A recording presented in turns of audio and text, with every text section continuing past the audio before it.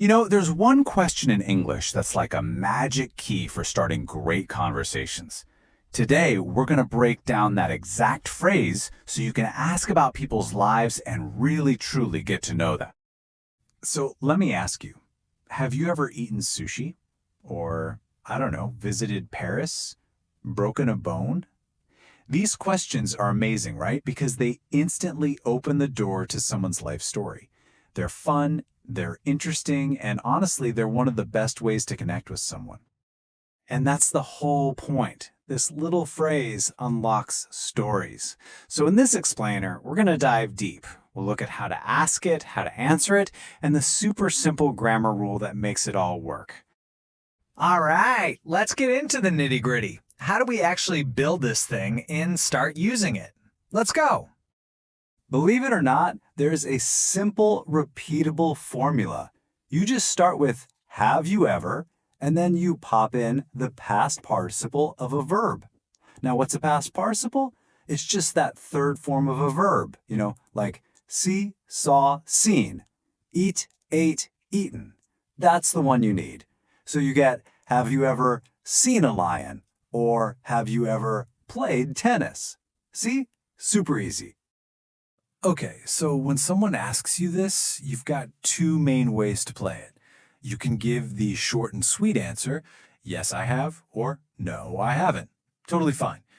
But if you want to keep that conversation rolling, you go for the longer answer. You give that short reply, and then you add the details. You tell the story. And here's a perfect example of that in action. Someone asks, have you ever been to Japan? Now, you could just say, yes, I have. End of story. But look how much better this is. You add a specific detail, last summer, and you share how you felt. It was an amazing experience. That right there is an invitation for them to ask more questions. So what's the magic behind all this? What's the engine that's making these questions run so smoothly?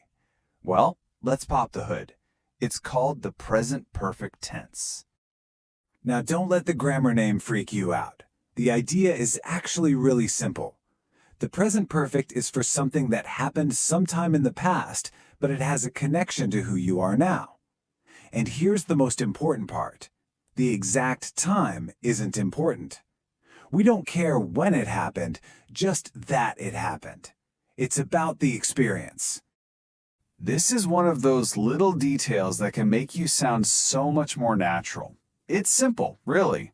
For I, you, we, and they, you're going to use have. For he, she, and it, you use has. So you'd ask, have you ever been to Italy? But you'd ask, has he ever been to Italy? Getting that right is a game changer. Okay, everybody, lean in for this one, because this is the most important part of this whole explainer. This is the one thing that trips almost everyone up, but we're about to make it crystal clear. This is the golden rule. So here it is. The big difference is present perfect is for the experience with no specific time. I have visited Japan. It means at some point in my life this happened. Simple past is all about when it happened, a specific time. I visited Japan last year. See?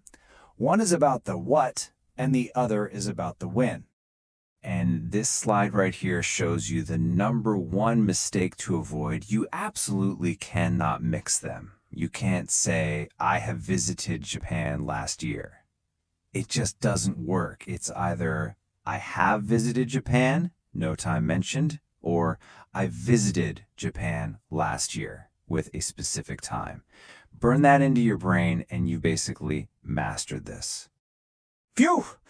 All right, that was a lot, I know. So let's do a super quick review of the main points, and then we'll have a little quiz to see if it all stuck. So let's recap the big stuff. Use have you ever for life experiences. The formula is easy to remember. The grammar behind it is the present perfect, which connects the past to now. And the golden rule, never, ever, ever use a specific time like yesterday with the present perfect. Got it? Good. All right, quiz time. Let's say someone asks you, Have you ever seen a shooting star? Which of these answers is the best one? Take a second and look. And the correct answer is A. Did you get it? This response is perfect because it starts by correctly answering the have you question with yes, I have. Then it switches to the simple past, it was amazing, to add more detail. That's how you have a great conversation. Okay, next up. Have you ever visited Italy? Look closely at the options here. Which one follows our golden rule? And the answer is C. No, I have never visited Italy. Now, you probably spotted why A is wrong, right? It makes that classic mistake we talked about. It mixes the present perfect, have visited, with a specific time last year. Can't do it. All right, last question. Let's lock it all in. Someone asks, have you ever broken a bone? Which of these is the most correct and natural sounding response? And the winner is B. No, I haven't. It's a simple little rule. If the question starts with have you, your short answer has to use have or haven't. You've totally got this. Well done. And that brings us to the end. So I'll just leave you with this final question, using the very grammar we just explored. Think about it for a second. What new thing have you learned today? Thanks so much for joining me.